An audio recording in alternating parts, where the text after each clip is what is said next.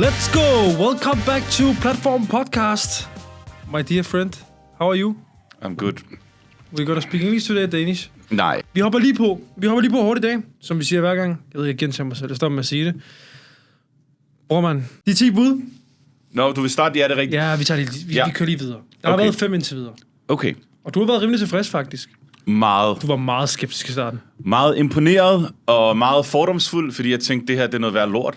Det er noget værd skrald. Det er sådan nogle... jeg ved ikke engang, hvad jeg skal kalde det. Troll-visebud, men det er det ikke. Indtil videre. Nej, jeg tænker, du fortsætter... Okay. Og som vi snakkede om, så laver vi sådan en ekstra udsendelse, hvor vi gennemgår de 10 bud igen. Kun med de 10 bud. Kun med de 10 bud. Klar. Men lad os tage en 2-3 stykker. Vi tager 2-3 stykker. Yep. Bud nummer 6 er vi nået til. Ja. Det hedder: vær manden, der kan skære halsen over på en fjende og holde en baby på samme dag. Vi ryger mere over i sådan noget Tate, kan jeg godt høre, men... jeg tror ikke, Tate har sagt det før, men okay. Hvis han har, så vil jeg helst ikke associeres med det. Okay, men lad os lige få den igen. Ja, vær manden, der kan skære halsen over på en fjende og holde en baby på samme dag. Mm-hmm. Altså det her med, at du skal kunne administrere flere forskellige ting i løbet af en dag, som er brutale på den ene eller anden måde.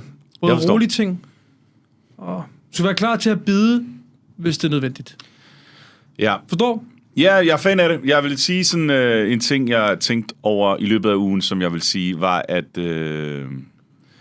hvad hedder det? Jamen, vi skal også huske at være lidt underholdende. Jeg synes, vi begynder at være lidt tør, faktisk. Vi har fået en tør start. Sygt. Nå, vi lover at blive mindre tør resten af, eller senere hen. Nå, men det jeg vil sige, det var, at... Godt så. Det jeg vil sige, det var, at nogle af de her... Jeg så sådan en lille video med sådan en kampsportsudøver, hvor han sagde, at det er jo selvfølgelig en af fordelene ved kampsport er, at man opbygger disciplin. Mm. En anden ting, man opbygger, det er, at man har ligesom en styrke. Man kan være stærk nok til, at skulle det ske, at man har brug for ligesom sine hænder til at slå en anden person ned, eller hvad det er, så har man de evner, men det er ikke meningen, at man skal bruge dem. Nej, du skal kunne være i stand til det brutale, hvis det er nødvendigt. Ja, men det skal ikke være sådan så, at det skal blive nødvendigt. Man skal heller ikke gå efter, at det skal blive nødvendigt. Men det, at man har det som en form for backup, det vil være fint nok. Så jeg er semifan af det, du siger. Det ligger faktisk, hvis jeg skal sige det på en anden måde, men også nogle gange så er det nødt til, at de skærer lidt mere ud sort-hvidt, ikke? Og det er det, vi gør her. Men hvis man skulle sige det på en anden måde, bro, så kunne det også være, jeg kunne sige, en ting kunne være, du skal hele tiden sørge for at deeskalere alt, du kan, men du skal også være i stand til at handle, hvis det er nødvendigt. Den er jeg mere fan af. Hvad du mener? Ja. Okay. Så, men igen, der er nogle af dine bud, jeg er mere fan af end andre. Den her er ikke ligesom nummer 2, som jeg kunne skrive en bog om, men den er fin nok. Jeg tror heller ikke, du vil skrive en bog om 7'eren. Nå, okay. Men lad os høre 7'eren. Brug aldrig Snapchat. Så, du bliver nødt til at... Det er en børneapp. Jeg tror faktisk, jeg så det, en mand, der sagde det. Det er også ligegyldigt. Jeg tog det til mig. Jeg synes, det var fantastisk, den måde, han sagde det på. Han sagde, at dine ord skal være noget, du kan stå ved. Alt, hvad du siger, skal være noget, du kan stå ved.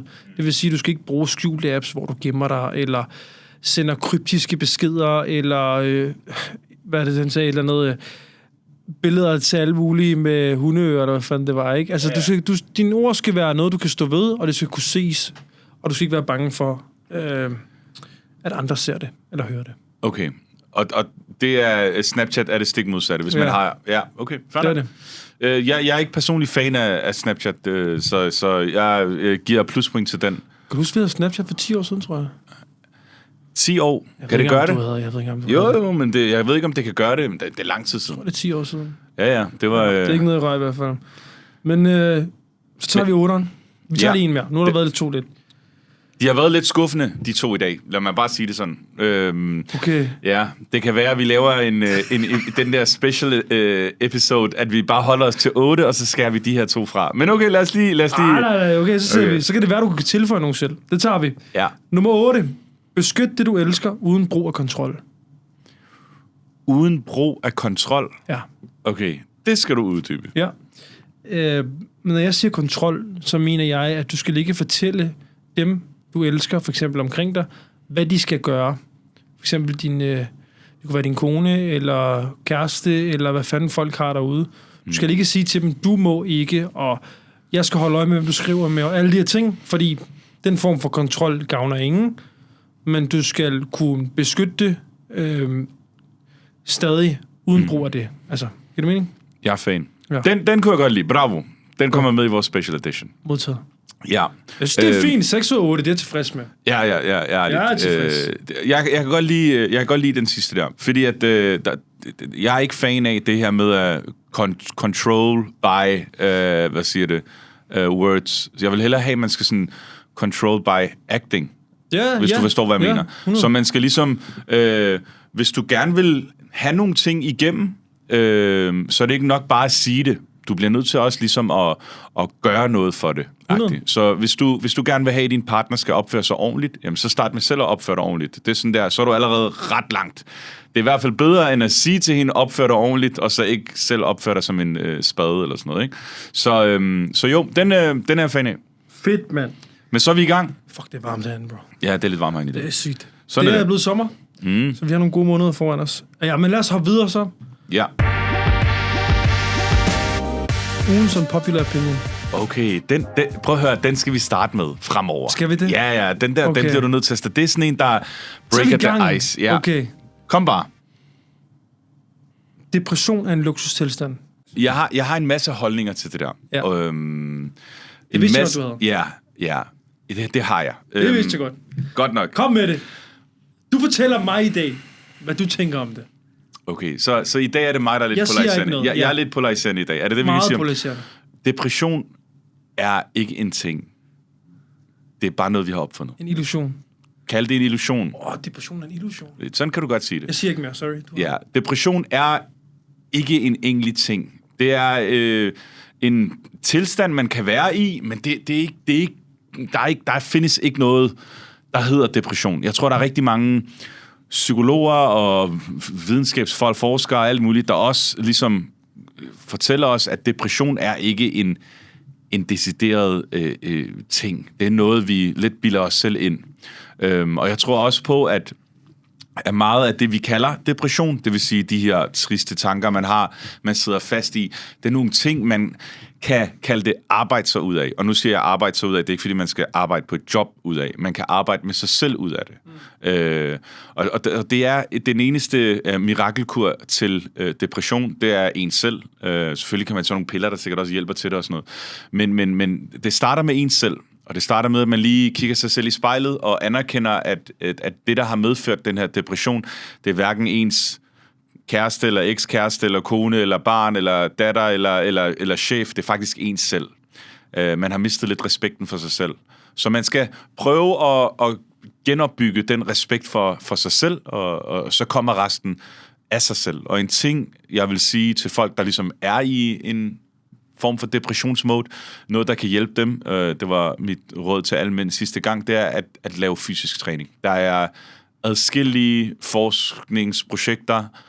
Vores gode ven Mohammed, som gerne vil være med i et afsnit også, Marco. Det nævnte jeg for dig. Det glæder vist det. Han har jo skrevet bøger omkring, hvad fysisk træning gør ved depressioner, eller depressioner, ikke? Hvad vi nu kalder det. Hvordan det hjælper ens hjerne med at ligesom finde en form for glæde. Det sætter gang i noget, der hedder serotonin, hormonet i dig, som er meget vigtigt. Så depression er en illusion. Illusion. Yes. Det var flot sagt. Men hvad er din eget take på det? Mit eget take er, at det er en luksustilstand, og det kan jeg godt forklare, hvad jeg mener. Fordi depression er noget, vi har råd til at have i et samfund, vi lever i. Fordi vi har muligheden for at være deprimeret. Men det har du ikke, hvis du er et lille barn i Afrika, blandt andet, kunne man sige.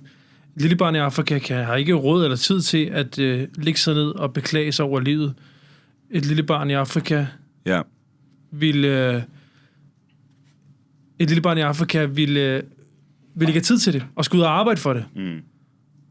Og der har vi bare muligheden for i Danmark og i den vestlige verden, at vi kan sige, jeg har det svært, jeg må ligge hjemme, jeg må gå til lægen. Og så har vi også skabt igennem, det er en meget længere historie, jeg synes, det er blevet sådan en ting, at vi får sådan lidt en medlidenhed ondt af folk, der har det svært mentalt. Og jeg kan godt forstå, at man har det svært mentalt i en verden, hvor der er så mange muligheder og ting, og det er aldrig godt nok, og så videre, og så videre. Men nogle gange, så tror jeg også bare, at det hjælper, at vi sætter pris på de ting, vi har, og ikke de ting, vi ikke har. Jeg vil sige sådan, at jeg har ikke noget imod, at folk har triste dage og triste perioder. Det har alle mennesker. Det har alle mennesker. Alle. Ja, og det er også fair nok, at man har brug for en orlov fra sit arbejde eller lignende, fordi man er i en svær periode. Men det at sidde og eller sådan, sige, at det er en depression, det er det, jeg ikke er fan af. Ja. Det her med, at det er ligesom en sygdom at have, det er jeg ikke fan af. Kaster håndklæde ring. Ja, agtigt. Ja, det kan man godt sige. Og så sjov er jo oftest, at i godsøjne sjov, at det her med, at når folk så er syge med depression, så bruger de rigtig meget tid på sociale medier. Og sociale medier er en af de ting, der er den største årsag til, at vi aldrig bliver tilfredse eller glade for det, vi har i vores liv. Ikke? 100%. Ja, så det jeg er fan af unpopular opinion. Jeg tror også, at den er ikke så unpopular, som du tror. Og dog... Ja. Og fordi jeg tænkte faktisk over det, da jeg tænkte, okay, er den her måske mere popular, end den er unpopular? Men ved du hvad, jeg tror faktisk, der er rigtig mange noget, der siger, det er forkert, og selvfølgelig kan man være depressiv, og det er ikke rigtigt, og du er det her, det er det. Jeg tror, der er rigtig mange, der lever i den her verden her. Så ja, altså jeg gik med det. Min onkel var, min kone var mørder, det passer ikke, at depression. Ja. Det er jeg 100% sikker på, at du får en masse... Jeg har engang fætter, der var rigtig ond ved mig. Det er jeg sikker på, at du får en masse hate for, men altså, det er jo en diagnose, okay? Der er også noget, der hedder ADHD. Det går du jo og siger nogle gange, du har, er det ikke? Gør du ikke det? Nej, det kunne jeg aldrig finde på at sige. Nej, okay. Det har jeg sikkert. Det jeg tror du har sagt en gang eller to. Fuck, jeg har så joket med det i hvert fald. Men det jeg vil sige med ADHD også, at nu er der lavet undersøgelser, der viser, at jeg ved ikke, rigtig mange procenter af befolkningen i 2026, især i de yngre generationer, de har ADHD, ikke?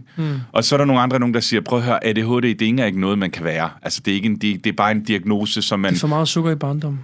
Jeg ved det ikke, men det er bare noget, vi ligesom lidt finder på at diagnostisere folk, så vi kan give dem noget medicin, ikke? Ja, folk gemmer sig bag den her, de her bogstaver, hvad det nu er en form, det så er ADHD, eller hvad fanden det er efterhånden. Eller LGBT, eller hvad det er pis, mand. Nej, jeg kan ikke tage det seriøst. Det pisser mig af, og fair nok, men lad os nu lige komme tilbage i den virkelige verden, og så lad os leve ud for den. Det er så meget smukkere. Så kommer vi ligesom i gang. Der var der i hvert fald lidt der. Men Marco, jeg vil sige, der skal være plads til at være trist. Det er en del af livet. Man kan ikke være glad og munter hver dag eller hver uge. Der er nogle gange, man har 2 uger, hvor man har det lidt sværere ved at komme op af sengen. Men at give op og kaste håndklæderingen, ligesom du siger, og sige, jeg har depression, det er jeg ikke fan af. Det er en illusion. Det var smukt. Thank you. Hvad hedder det? Ja, jeg er enig. Lad os ikke være med i den. Ja, videre. Jeg synes, fordi jeg kunne blive ved. Markus, 4 hurtige. Prøv her, jeg vil lige sige noget med de der 4 hurtige, ikke? Jeg bliver bedre og bedre til dem. Dem her, ikke? De er topunderholdende. Okay, sygt. Og topsvære. Har vi noget på højkant? Er det kvitt eller dobbelt for sidst? Jeg skylder en German kebab-menu, ikke? Så vi vedder en German kebab-menu til. Så kan du vinde en til og give den til mig. Okay, aftale. Det gør jeg gerne. Okay, er du klar? Ja. Hvilket efternavn er der flest, der har i Danmark? Hansen eller Andersen? Hansen. Det er bare sådan basic viden, når man er halvt dansker ligesom dig. Hansen, Jensen og Nielsen. Det er de 3 mest brugte, tror jeg. Ja, okay, du har ret. Tillykke. 1-0. Tusind tak. Hansen er der 200.000, der har.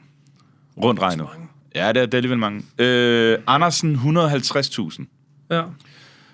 Hvor mange tror du, Jensen har? Det er den med mest. 330. 250. Fuck. Og så var Nielsen lige under. Det ved jeg ikke. Det må så være mellem 200 og 250, ja. Det må være, altså... Jens og Hans må have fået mange børn dengang i forhold til Anders, ja.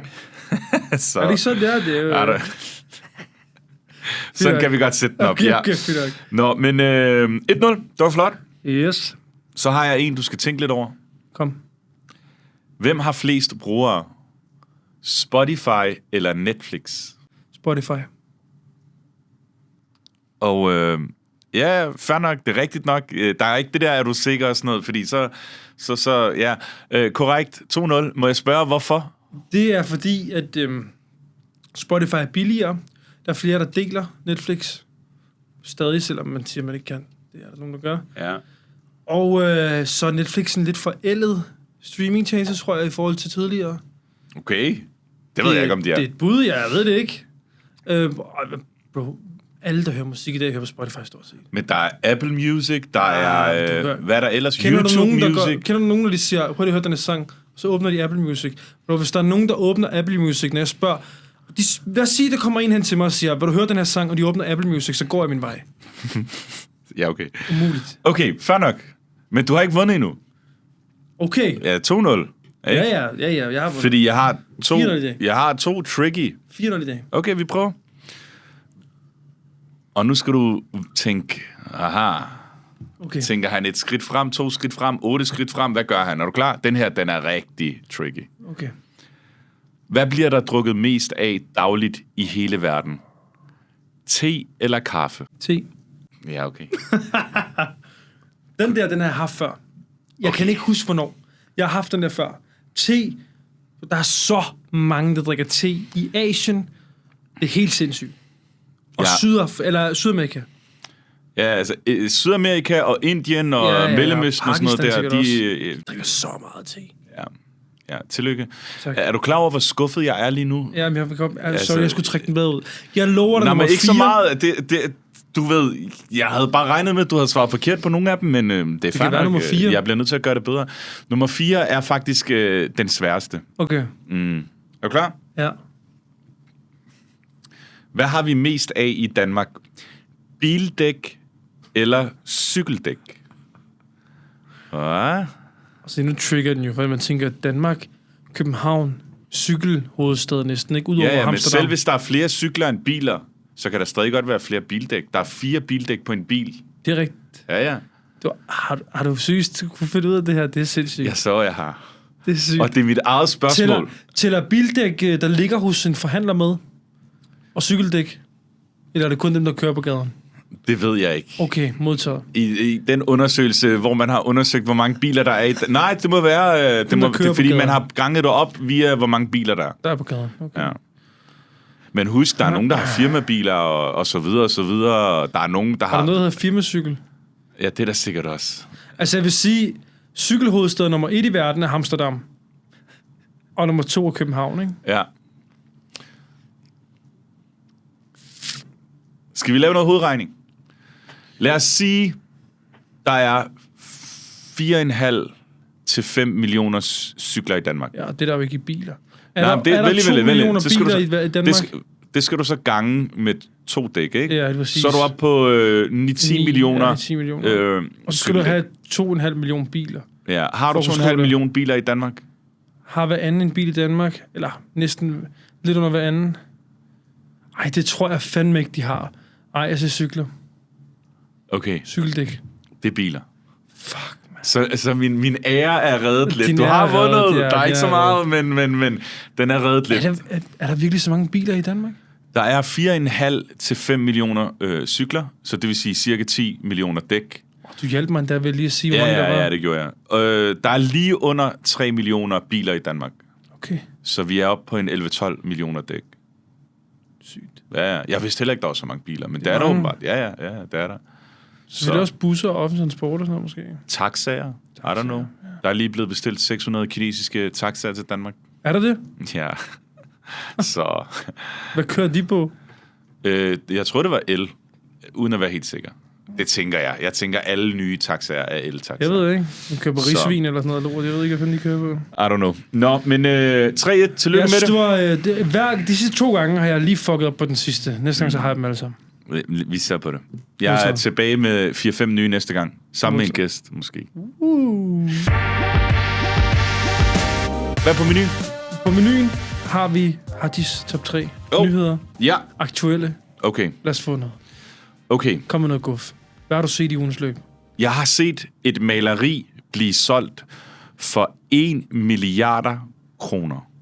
Hedder det 1 milliarder? Nej, det hedder 1 milliard kroner. Okay? Hvad er din holdning til det? 1 milliard. Ikke 150 millioner kroner. Ikke 300 millioner kroner. 1 milliard kroner. Kunst er den nemmeste måde at hvidvaske penge på i det samfund, vi lever i. Ja. Derfor stoler jeg ikke på det. Okay, men 1 milliard, ja, det er jo en joke. Altså, Fordi der er en anden, der hedder et eller andet Van Gogh, eller hvad hedder det, så har man lov til at... jeg synes, det er en joke, bro. Altså, jeg vil ikke have det til seriøst. Ja. 1 milliard. 1 milliard. Jeg har ikke lige, for at være ærlig, det er også dårlig research, at tage den op og ikke undersøge, hvad det er for et maleri. Men det var ikke sådan et maleri af en eller anden Picasso eller sådan noget. Nå, altså, jeg er ligeglad, om det er Van Gogh eller Picasso. Det har været et eller andet. Donatello eller Raffaello, det er jo ligegyldigt. Altså. Ja, kæmpe maleri, men altså, om det så var det ene eller det andet, at betale så mange penge for et stykke kunst, altså, det er crazy. Altså, ja, faktisk skørt. Altså, det er virkelig skørt. Altså, nogle gange... Men det er hvidvask. Det er hvidvask. Jeg ved ikke, om det der er hvidvask. 100. Men jeg vil sige noget, ikke? Nogle gange, ikke? Så prøv at lege med den her tanke, ikke? At, hvad hvis der var en alien, der kom på jorden, ikke?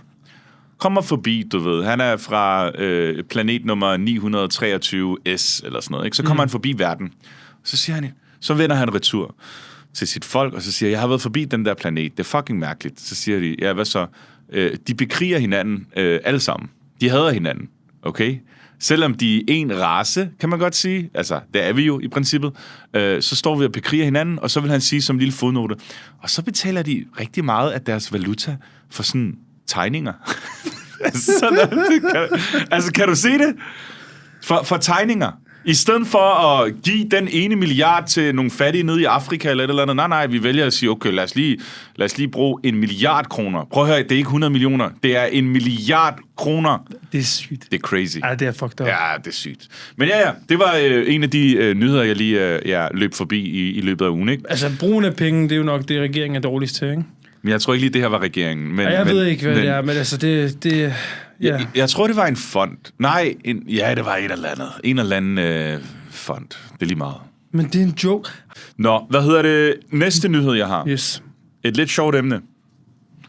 Danske Spil har lige udgivet et rekordregnskab.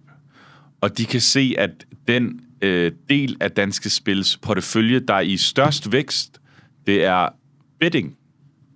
Okay. Ja, det var egentlig bare det. Sygt. Det er lidt interessant, synes jeg. Fordi i gamle dage, der var Danske Spil, de havde jo monopol på alt i Danmark. Du kunne ikke bette på Unibet og alt muligt. Ikke? Nu siger jeg gamle dage, det er mange år siden. Okay. Men i dag, der er det jo et åbent marked, og på trods af det, så er der åbenbart flere end nogensinde, der har bettet og tabt og rekordregnskab. Det synes jeg er interessant, og det er åbenbart fordi, at betting er blevet sådan lidt stort blandt sådan helt unge. Vi snakker 18-25-årige er det i kæmpe vækst hos. Ikke fordi det ikke var der i gamle dage, men nu er det åbenbart blevet sådan en sej ting at gøre. Sådan noget, man råber højt om, jeg har lige oddset, og jeg har lige oddset. Hvor man i gamle dage måske var lidt mere, jeg oddser, men jeg siger det ikke højt. Nu er det sådan noget, det er ligesom at ryge smøger nu. Det er det seje. Jamen, det er jo den sørgelige udvikling af samfundet. Det er jo desværre konsekvensen af, at man har indoktrineret små børn igennem deres barndom også med forskellige måder at gamble på, som man ikke rigtig som forældre eller samfund tænker er gambling. Det kan være skins i forskellige spil. Du ved det også, Counter-Strike. Hvordan man kan lave skinrouletter, og det ene eller det tredje, som børn kan gøre, og som er hjernevask for børn. Når du siger kloge ting, så laver jeg hjerter til dig. Jeg kan godt sige det. Så er der hjerter. Og så glemmer jeg, hvad jeg skal sige. Men jo, altså... det er jo ikke kun det, det er jo mange ting. Det er også deres... hvad de hedder, de der... Streamere har jo fået sådan nogle shitstorme efter sig, fordi de deres stream... Og de streamer hovedsageligt til børn, altså nogle af de her streamere, som har fået en shitstorm. De under deres stream har de reklameret for betting og betting sites og online casino sites. Det er også blevet en sag her for et halvt år siden, var det jo en kæmpe sag. Jeg ved ikke, hvilken af de der streamere, der gik ud og sagde, prøv at høre... det er Jack Style, tror jeg. Ja, jeg tror, det var ham. Ja. Han ligesom sagde, det her, det stopper nu. Det skal jeg ikke være en del af. Det er simpelthen, det er forkert, det er uetisk. Og ja, det er det. Man skal ikke tage fejl af det. Altså, så mange reklamer, som der er. Jeg prøvede engang... nu har jeg sagt, at jeg ikke ser X-Factor, ikke? Jeg har engang set et afsnit af... Var det X-Factor eller noget i den stil? Et familieprogram. Jeg mener, det var X-Factor. Hvor jeg prøvede at tælle, hvor mange betting-reklamer, der var i reklamerne til X-Factor. Altså der, hvor programmet slutter, og så, er det vist, så går de over til sådan noget afstemning bagefter, ikke? Gør de ikke det? Jo, der kommer lige sådan... Der kommer sådan en reklame. Ja, lige nyheder, ja. Reklamerne ind til nyhederne. Og der var 5 reklamer med betting, ikke? Det er lidt voldsomt. Altså, det er jo børn, det er meget, men det er dem, der har råd til det. Og det er sygt, at de lavede jo en lovgivning for nogle år tilbage, lige præcis med det der, at man måtte ikke have bettingfirmaer, og man måtte ikke have lånevirksomheder, der lavede reklamer på samme tid. Ja. Så man fjernede bare lånevirksomheder, for det skulle folk vel nok få gjort. Og så kom det bare bettingsiderne derop. Men kviklån, det er jo blevet ulovligt nu. Ja, men du kan stadig se, som om folk ikke nok skal finde deres penge et sted. Ja. Så det er jo ikke... Vi går jo og tror, vi gør en masse gode ting, som ikke er gode i sidste ende. Og gambling tiltaler især mænd. Testosteron, alt det her, det har en effekt. Og så kan man sidde og sige, ej, det tror jeg ikke. Men det er jo nu ikke bare sådan, det er. Altså, det er jo ikke... Og det ved de her mennesker godt, og de her virksomheder godt. Og Danske Spil ved det godt. Danske Spil prøver at puske glorien lidt ved at sige, at vi støtter alt muligt pis. Nå ja. Det er bullshit. Det stod der i den der artikel bullshit. Der, fordi rekordregnskab, så der bliver frigivet rekordmange midler til et eller andet. Jeg ved ikke, hvad det bliver. Shut the fuck up, Danske Spil, jeg ved det ikke. Det er så usselt, og det er bondefangeri, det er sjovfuldt, og det er grotesk. Og jeg håber, at alle, der driver en bettingvirksomhed, brænder op i helvede en eller anden dag, når de er færdige på det her liv, fordi det er svineri, og de ved udmærket godt, hvad de gør ved børn, samtidig med, at de har sørget for, at både mor og far går på arbejde, så er det også lidt dem, der indoktrinerer børnene, fordi mor og far ikke har tid til børnene. Så de sidder med deres iPads, og de ser de her reklamer, de ser alle mulige streamer, og så får de lyst til at bet, og så får de lyst til at købe skins i alle mulige spil, og så er det, at mor og far siger, ja, det er fint nok, hvis vi kan købe noget ro, og så har de en ludoman, når de bliver 18 år. Held og lykke. Usselt, sjovfuldt. Jeg skammer mig på deres vegne. Hvis jeg kunne brænde noget, så skulle det være det. Sådan. Tak. Vi går videre. Tak. Energiniveauet er højt i dag. Det er rigtig højt. Det er også varmt derinde, bro. Ja, det er okay. Okay, måske er det her i forlængelse af det her. Ja. Det vil jeg snakke om. Kom med det. Men det har lidt med folkeskolerne at gøre. Og du har måske som folkeskolelærer læst den her nyhed omkring, at flere danske elever, folkeskoleelever, end nogensinde, eller i hvert fald siden 2012, dumper i dansk eller matematik. Og det er faktisk hver 9. der dumper i dansk eller matematik. Ja. Så det vil jeg gerne lige have dit take på. Det undrer mig ikke. Jamen, hvor skal jeg starte? Det er et stort emne. Ja. Mit største issue er, som udgangspunkt, og der vil folk måske sidde og tænke, det har ikke nogen betydning. Mit største issue ved folkeskolen i dag, det er, at der er rigtig mange lærere derude, der fortæller børnene, hvad de skal tænke, og ikke hjælper børnene med at lære at tænke. Det er en kæmpe udfordring i folkeskolen. Når jeg går på arbejde, og jeg går ind i en klasse, så er mit vigtigste ansvar ikke at fortælle børn, hvad jeg selv tror på og tænker. Fordi du er ofte som lærer, hvis du er likeable, så er du et forbillede for de her børn. Og hvis jeg går ind og siger, Mette Frederiksen er en idiot, eller Lars Løkke er en idiot, så vil de her børn gå hjem og have en eller anden idé om, at det er det, de skal tro på. Så man har et kæmpe ansvar som folkeskolelærer. Det er de færreste, jeg har set derude, der opfylder det. Desværre rigtig mange, der ikke gør. Og som fortæller børn, hvad de skal tænke. Og det er et issue for mig. Det er en grundregel og en grundstart på det her. For så komme tilbage til det, du spurgte om. Eller det, du snakker om. At børn dumper. Det er, fordi der er alle mulige andre forstyrrende midler. Da vi to gik i folkeskole, der skrev man i hånden. Ja. Du skrev stil i hånden. Du lavede matematik i hånden. Du lærte at tænke, og læringen kom ind på en anden måde, når du brugte hænderne. Og det har vi negligeret i dag. Det er også det, vi snakker for nogle afsnit siden, ikke? Det der med, at man er ved at udfase teknologien i skolen. Problemet er, at børn allerede har teknologien, når de kommer hjem, og de har nogle forældre, der ikke gider nå sig sammen til at passe på dem, når de kommer hjem. Alt for mange forældre, der får børn i dag, som ikke burde få børn. Det er også en anden ting. Så vi har nogle børn, der er rigtig udfordrede, som rent faktisk bare trænger til hjælp. Og det er vi ikke gode nok til at tage hånd om i vores samfund. Jeg er fan. Og jeg tænker, du er inde på noget af det rigtige. Jeg tror også, at alt det her AI, man har, og alle de her dopaminkilder, som børn og unge, og også voksne, har, de gør os lidt dummere. Og jeg tror, at det er noget af det, vi kan se i de tal. Og så kan man så sige, hvad kan man gøre ved det? Jamen, der må kunne gøres et eller andet ved det. Jeg har ikke løsningen, men det er i hvert fald et problem. Hvis hver 9. dumper i dansk og matematik i folkeskolen, det er kritisk. Det er kritisk. Det er virkelig kritisk. Og jeg har siddet med elever, hvor jeg har siddet og Der er ikke noget federe i livet, end at sidde med en elev, hvor du kan mærke, at de kan ikke finde ud af, især matematik. Jeg er matematiklærer, jeg er ikke dansklærer, så det kan jeg ikke tage ansvar for. Matematik, hvor du sidder med en elev, der ikke kan finde ud af noget. Og så kan du på meget kort tid, hvis du har den rigtige indgangsvinkel til det, rent faktisk hjælpe dem med at lære at forstå. Men det handler også om, at du har en lærer, som rent faktisk kan finde ud af at undervise. Og problemet er også på læreruddannelsen i dag, at der er alt for lidt læring ude i klasserne. Så vi har rigtig mange, og vi har også et samfund, hvor der er rigtig mange, der godt kan lide at få papir på, at de kan finde ud af noget. Uddannelse, ikke? Uddannelse er det vigtigste, det har vi hørt 1000 gange. Og der er så mange, der er dygtige til at tage uddannelser, men det er altså de færreste, der er gode til at være gode i praksis. Ja. Og det er et problem. Især når du har med børn at gøre og unge at gøre. Børn og unge, de lærer bedst, når de har en... Hvis du tænker tilbage i folkeskolen, lad mig sige det sådan her. Hvor var det, du lærte mest? Det var ikke ud fra, hvilke fag du bedst kunne lide. De fag, du bedst kunne lide, var oftest på grund af den lærer, du havde. Ja. Giver det mening? Ja, jeg forstår det godt. Mit fedeste fag i folkeskolen var matematik. Fordi jeg havde en fed matematiklærer. Mit fedeste fag i gymnasiet var samfundsfag, fordi jeg havde den bedste samfundsfagslærer. Hvad havde din samfundsfagslærer? Jørgen Dan. Legende.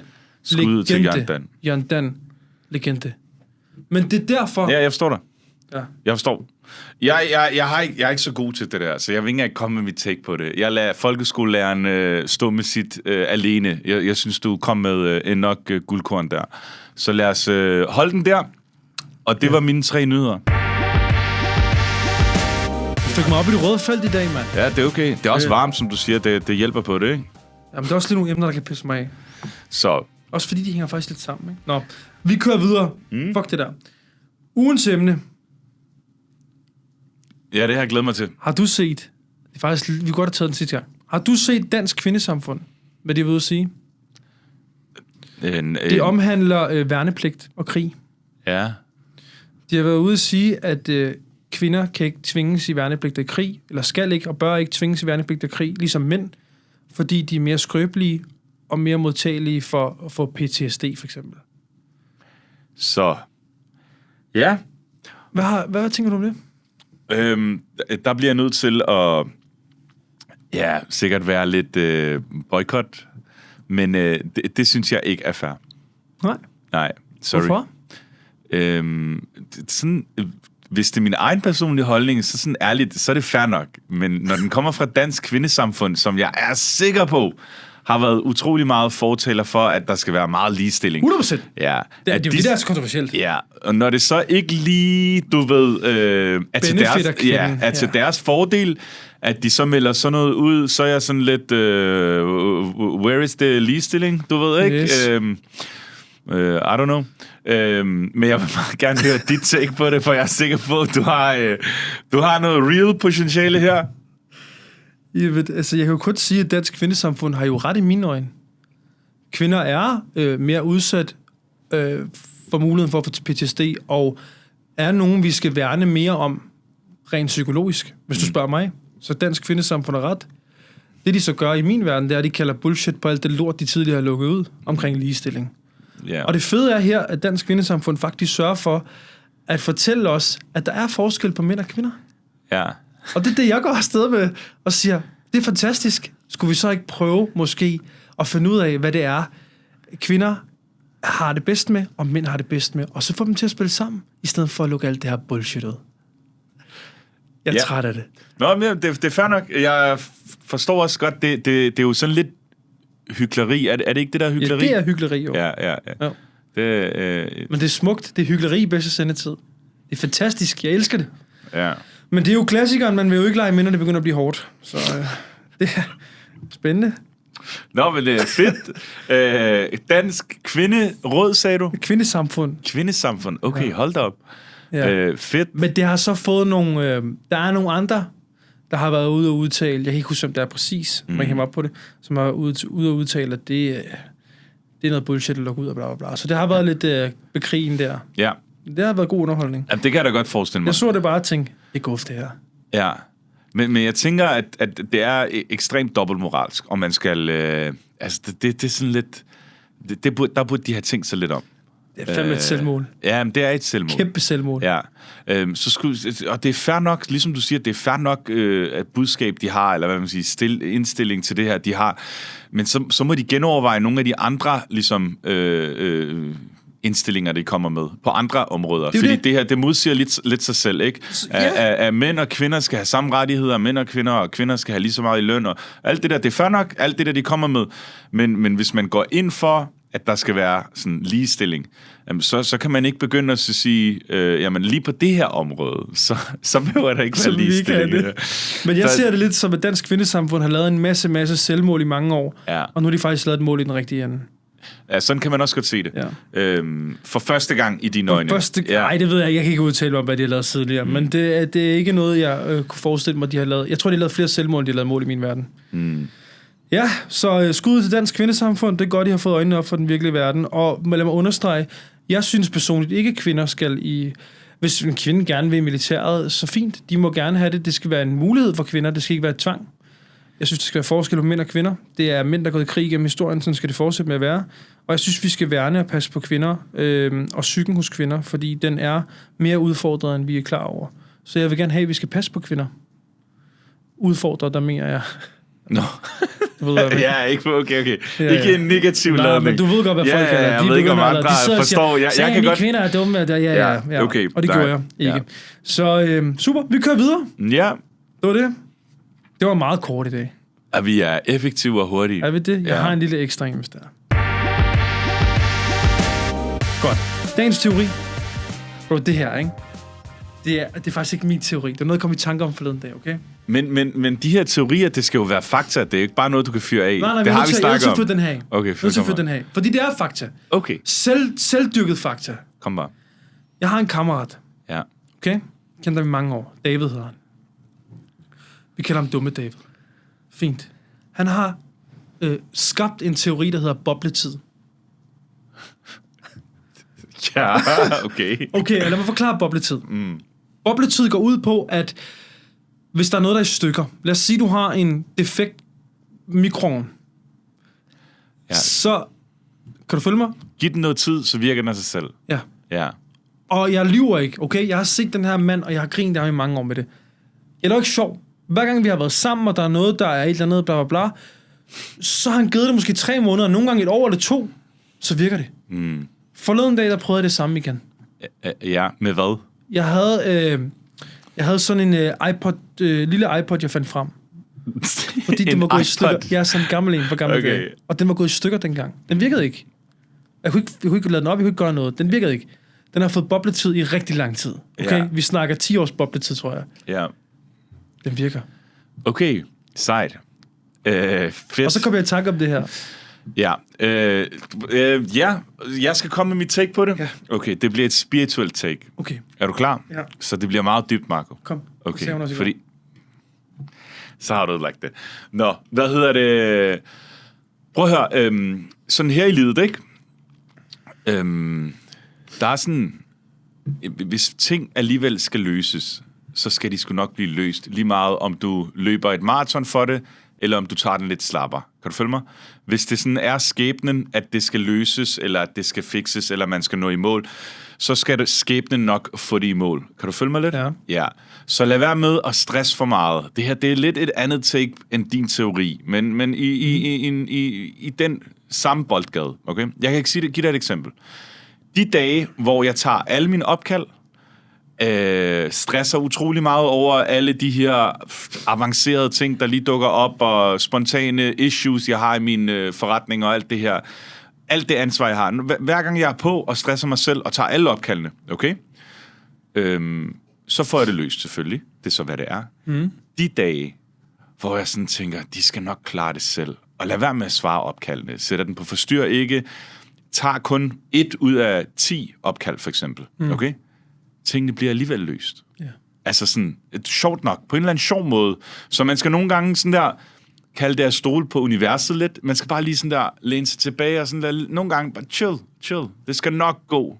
især til kvinder, bare chill, du ved, ikke? Altså, tag det lidt med ro, ikke? Også mænd. Men ja, så jeg kan godt se lidt, hvad du mener. At mange af de her ting, vi egentlig gerne vil have til at lykkes, og vi stresser over, og vi vil gerne nu, vi skal gøre det hurtigt. Hvis man bare lige tager en slapper, ikke? Så sker det sådan lidt kommer sig selv. Ja, det kommer bare af sig selv. Og jeg tænker også, at det her, han siger som et eksempel, jo, jeg har da også gennem tiden haft nogle ting, der ikke virker, og så, du ved, giv det en lille pause, og så efter en halv time stik det i stikkontakten, så virker det lige pludselig, ikke? Men det er mange gange, det er sket med ham. Ja. Og det er sådan, det er uhyggeligt. Så det er en reel ting. Ja, men jeg kan føle den spirituelle idé omkring det. Altså, jeg fik den vendt og drejet lidt teorien, men ja, jeg kan godt se det. Også, lad os lige vente den yderligere og så sige parforhold, okay? Hvis kvinden har givet dig sådan en lille kigget dig ud, lad være med stress. Lad være med at blive ved med at ringe hende op. Tag mig tilbage. Lad os lige mødes. Lad os lige snakke om tingene. Chill, bro. Chill. Giv hende noget tid. Hun skal nok komme. Bare tag det lidt stille og roligt, ikke? Lad være med at forhaste.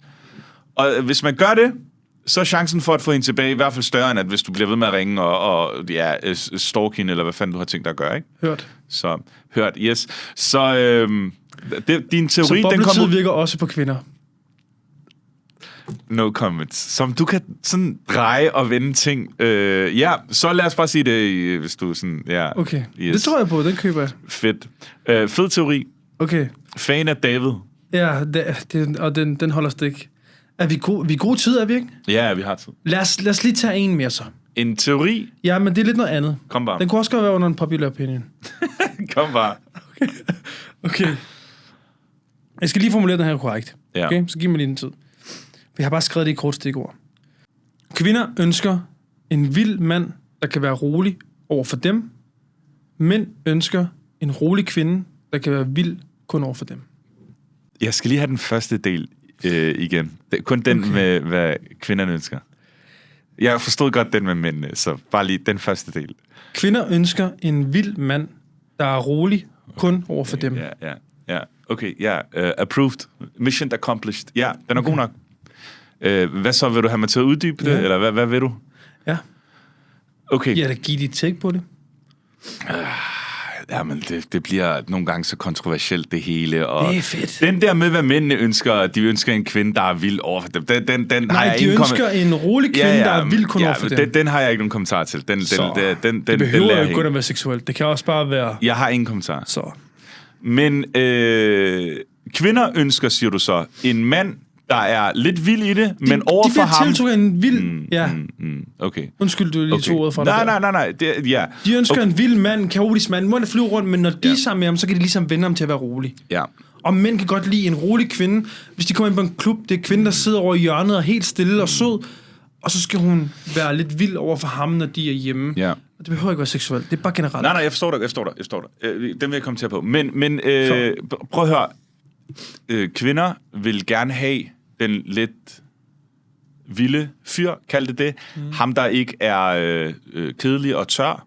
Nu snakker jeg generelt, du ved, ikke? Vi snakker i generelle termer. De vil gerne have ham, der er lidt højt flyvende, ham, der er lidt anderledes, ham, der er lidt vildt, euforisk. Jeg siger ikke, de vil have Elon Musk alle sammen, men de vil hellere have en udadvendt mand, end de vil have en tør fisk. Okay? Men de elsker så også at være den person, der kan få den der vilde mand helt ned. Det er sådan... Det er drømmen. Det er drømmen for dem. Sådan kan du godt sige det, ja. Så jeg kan godt lide teorien. Jeg ved ikke, hvor du har den fra, men ja, den er jeg enig i. Er det forkert, er det rigtigt? Det ved jeg ikke, men den er god nok. Altså, der er ikke så meget der. Og jeg vil tro, at de fleste kvinder et eller andet sted sådan også godt kan se det lidt. Det tror jeg også. Jeg tror bare ikke, de vil kende den, nogle af dem måske. Måske. Jeg siger ikke, at ingen kvinder vil have en lidt mere stille og rolig fyr, der passer sig selv og er meget indadvendt og så videre. Selvfølgelig er der det, men sådan in general, de alle sammen vil gerne være sammen med David Beckham, som er lidt, du ved, den vilde fyr, der er lidt, forstår mig ret, ikke? Og de vil også godt være ham, eller hende, der tæmmer David Beckham, ikke? Så jo. 100%. Så jo, jeg kan godt lide den, selvom vi sikkert får lidt hate for det, men... Skønheden er uddyret. tror jeg passer rigtig godt på en kvindes perfekte idé om et forhold. Ja, så kan du lige gå hjem og se Skønheden og Udyret, og så kan du se, hvad det er. Der ved jeg ikke. Jeg tror faktisk, jeg godt kan huske sådan lidt af de der scener der fra Skønheden og Udyret. Måske... Men vi tror samtidig, altså mænd har en idé om, at piger vil have det samme, som vi vil have, og kvinder har en idé om, at mænd vil have det samme, som de vil have, ikke? Og vi er jo på bund og grund moderate modsætninger på mange punkter, ikke? Hmm. Så, ja, det var en lille ekstra en. Spændende. Fedt. Så er vi jo faktisk ved at være derhenne, bro. Ja, men vi har nogle råd. Jeg har et råd til alle mænd. Kom. Men det er meget simpelt. Nu skal du se her. Det er fordi, inden vi kom herover i dag, ikke, så ville du have en Cola Zero. Og så var der den her dåse, som jeg skulle til at tage. Og så sagde du, skal vi ikke købe en halvliters flaske? Fordi jeg ved ikke hvorfor, om den var billigere, eller om den var smartere, eller hvad det var, ikke? Og så vi valgte dåsen, okay? Mm. Og hvorfor valgte vi dåsen? Jo, det er fordi, det her, det er dagens råd til alle mænd. Vælg dåsen i stedet for flasken. Der er 33% mindre indhold i. Den giver dig stort set samme mængde dopamin, okay? Men der er 33% mindre sukker eller sødestof i, så prøv lige at kalkulere det på et helt år, hvor meget sundere du egentlig kommer til at leve. En sjov lille ting i Japan, nu har jeg ikke været i Japan endnu, i Japan, der er de så kloge og dygtige, at alle deres sådan, portioneringer i 7-Eleven og andre sådan, kiosker, de er meget mindre, end du ser i Danmark. Der er en standard dåse cola er 20 centiliter i Japan. Det er sjovt nok, men man har ikke brug for mere. Fordi når du har drukket en 20 centiliter cola, så har du har fået det der dopamin, du skal bruge. Det er nok. Alt over, det er bare kapitalisme, som jeg kan fortælle dig. Så det var dagens råd. Jeg kan godt lide det. Det er godt, og så smager det også bedre på dåsen end flaske. Ja, det gør det. Med mindre det er en glasflaske. Det er faktisk videnskabeligt bevist, at sodavand smager bedre på glas, eller i glasflasker. Jeg ved ikke hvorfor. Jeg har læst en undersøgelse. Der er et eller glas og plastik, der I don't know. Sker et eller andet. Dagens råd til kvinder.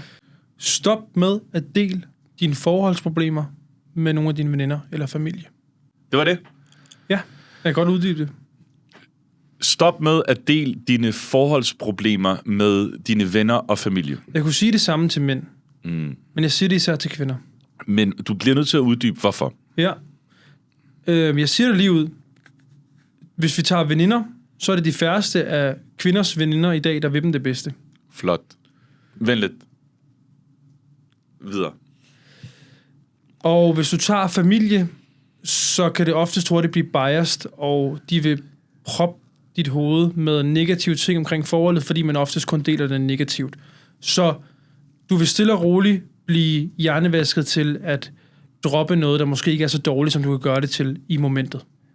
Men hvis man har et behov for at snakke med nogen om det? Snak med din partner. Hvis du ikke stoler på din partner nok til, at I kan snakke ud om problemerne, så lad være med at være en partnerskab med dem. Meget simpelt. Jeg tror også på i dag faktisk, ved at give kvinder, det er de færreste mænd, der er i stand til at kunne håndtere det. Så jeg forstår godt, at kvinder ikke har lyst til det. Men hvis vi skal tage den direkte, ja, 100%, lad være med at dele dine issues med andre.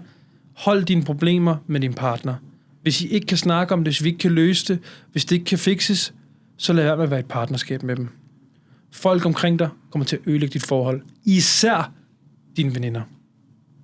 Jeg er meget stor fan, Marco. Jeg er på sådan 0% uenig i det her. Wow. Ja, 100% enig. Lidt af andre, eller sådan ikke af andre, men også af andre grunde. Jeg har sådan lidt, kaldt det, at jeg hater alle mennesker, men jeg har sådan lidt en teori om, at inderst inden, så ønsker ens sådan tætte veninder og tætte venner måske ikke det bedste altid, okay? Så inderst inden, så har man sådan en lille, kald det ikke en magtkamp, men en succeskamp, okay? Yes. Så den her veninde ønsker et eller andet sted inde i sig at være over dig, og hvis hun ser, at du har succes med din partner, så vil hun, og mere succes, end hun har med sin partner, så vil hun måske råde dig til at være lidt egoistisk, og så sige, ej, glem ham, du kan finde noget, der er meget bedre. Kom med i byen. For ligesom at få dig længere ned, og få sig selv længere op. Og det kan være unpopular opinion, men hvis I kigger lidt rundt, så vil I se, at jeg har ret. Det er den største sandhed, der findes på den her jord. Tak, min ven. Tak. Og det er... og der er rigtig mange, der bliver forblændet af det. Jeg har set det rigtig mange gange tidligere i livet. Især hos nogle veninder, hvor jeg har tænkt, det stråler af det. Hvor man altså kærestens veninder? Ja. Ja. Og de har ikke selv kunne se det. Og jeg har tænkt, du er helt væk. Men jeg vil sige, det er det samme, det er samme med mænd. 100? Men, ja, det er også det, at det kunne fungere begge steder. Men mænd har måske en mindre tendens til at spørge venner eller familie til råds. Jeg tror, at mænd er sådan nogle, der bare, det ved jeg ikke, snakker med dem selv omkring det eller noget. Jeg ved det ikke. Men kvinder har det med at ligesom, snakke med andre kvinder om det. Det er et dårligt råd. Det skal de gøre. Det dummeste, de kan gøre. Og det er virkelig... Jeg tror ikke, de forstår, hvor skadeligt det er. Fordi det arbejder stille og roligt ind i hovedets kvinde. Og det fungerer over tid rigtig, rigtig dårligt. Hvis man ikke er i stand til at kunne snakke med sin partner om problemer, issues, hvis man ikke er i stand til at kunne løse tingene selv internt, så har man ikke et stærkt nok bånd, eller så stoler man ikke nok på sin partner, og så skal man ikke være sammen med det menneske. Så er det nok der, problemet ligger. Lad være med at spørge de veninder over til råds. Der er nogle enkelte derude, og der er også nogen, der har nogle rigtige venskaber, hvor de er gode. Det jeg godt kunne lide ved dig, nu får du lige en skud igen, bro. Tak. Det er, når der har været issues førhen, så får jeg sandheden. Ja. Og det første, du plejer at sige til mig, det er, hvad kunne du gøre anderledes? Det er så, man bliver et bedre menneske. Jeg siger altid tingene i livet. Ja. Ellers så siger jeg ingenting. Lige præcis. Heller det. Ja, det kan du også. Ved, for jeg kan ikke finde på at fyre lort af. Det er dig. Så, Men det er mere, og det er, jeg vil ønske, at jeg kunne proppe det ind i hovedet på samtlige kvinder derude. Fordi hold kæft for deres, især single-veninder, dræber alt for dem. Single-veninder elsker at hive deres veninder i forhold ned i en eller anden dum bytur, hvor de fortryder bagefter, og få dem til at gå ud og have det sjovt, fordi de ikke selv kan finde ud af at få et forhold til at fungere. Single-veninder dræber forhold for deres veninder. Rigtig ofte. Du får lidt hjerte igen. Tak, skat. Tak. Nå, jeg tror, vi er ved vejs ende, men mindst du har noget, du gerne vil snakke om. Vi sagtens snakker. Har vi tid i dag, eller hvad? Altså, det tror jeg. Det er et kort afsnit, men der er jo ikke noget specifik tid, vi skal holde eller ikke holde, så det er faktisk det er op til dig. Hvis du gerne vil afslutte, og så gemme lidt lir til næste episode, så gør vi det. Det er op til dig. Skal vi lige tage en enkelt en, så jeg har jo mange ting. Du fyrer af. Jeg er din. Okay. Dating for kvinder er som at shoppe, mens dating for mænd er en jobsamtale, han betaler for. Hvad er det her? En teori, eller er det et unpopular opinion? Det er en unpopular opinion. Okay, fair nok. Prøv lige at sige den igen. Dating for kvinder er som at shoppe, hvor dating for mænd er en jobsamtale, han betaler for. Ja. Okay. Fair nok. Måske ikke helt enig, men hvor har du den fra? Okay, det var noget, jeg hørte. Jeg hørte det, så synes jeg, det var griner ting, der skal vi lige vende. Jeg synes faktisk, det er meget sjovt. Altså, det er jo igen meget firkantet. Jeg kan godt lide at være firkantet. Når folk siger, at jeg skal være mindre sort-hvid, så er jeg mere sort-hvid. Så det er sådan lidt... Så har jeg lige et spørgsmål lige hurtigt. Kom. I forlængelse af det her med dating, og i forlængelse med, at nu siger du, at det er en jobsamtale, han betaler for, fordi det er faktisk lidt det, jeg vil spørge dig om. Første date, mand og kvinde, de har fundet hinanden gennem fælles venner. Ikke noget Tinder. Ja, ikke Tinder, ikke noget dating-apps, eller alle de der sjove ting, man bruger nu om dagen. De har fundet hinanden gennem nogle fælles venner, og du ved, de tager på date.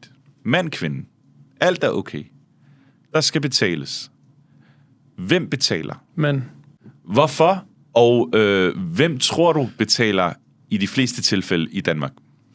Jeg har desværre i min arbejdstid, sammen med dig, der hvor jeg har arbejdet med dig, set rigtig mange, der deler regninger, og altså, hvis folk vil gøre det, fair nok, jeg skal ikke blande mig. Det skal jeg jo ikke bestemme over. Men ærligt, jeg synes, det har sgu en eller anden charme, og en eller anden ægthed, og en eller anden sådan romantisk ting over sig, at det er manden, der betaler. Det er manden, der inviterer ud. Manden er galant. Manden viser sig fra sin gode side over for den her kvinde. Og giver tryghed.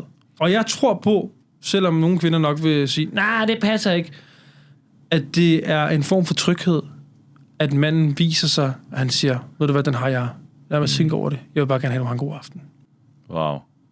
Hvis du sagde det der til mig, jeg var en kvinde, så ville jeg have haft en god aften. Lad os bare sige det sådan der.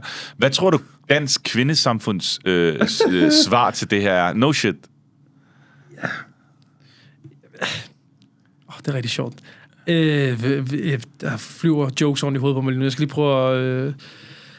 Dansk kvindesamfund vil nok sige, at det er en rigtig god idé, hvis vi kan splitte det halvt over, med mindre at der er nogle af dem, der skal i krig efterfølgende. Den dræbte du godt og grundigt. Fair nok. Okay. Det kan også være, at det er psykisk hårdere for kvinden at betale, så det kan koste hende PTSD, og så kan man jo sige, så er det mand, der skal betale. Jeg tror, at dansk kvindesamfund faktisk har fundet vejen. Jeg tror bare, de skal grave dybere i det, de selv har lukket ud. Ja.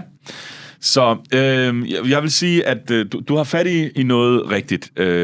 Jeg synes også, at manden bør betale. Ja. Det er ikke fordi, det er hans pligt som sådan. Det er også fair nok, hvis de deler den, men også for hans egen skyld, hvis han gerne vil møde den her kvinde igen, så vil jeg anbefale, at han viser sig fra sin... kalde det store side, at han har råd til at betale den her regning i dag. Ja. Så kan han fortælle lidt om sin økonomi. Næste gang de mødes, og sige, prøv at høre, jeg kan ikke betale hver gang, så kan de deles lidt eller et eller andet.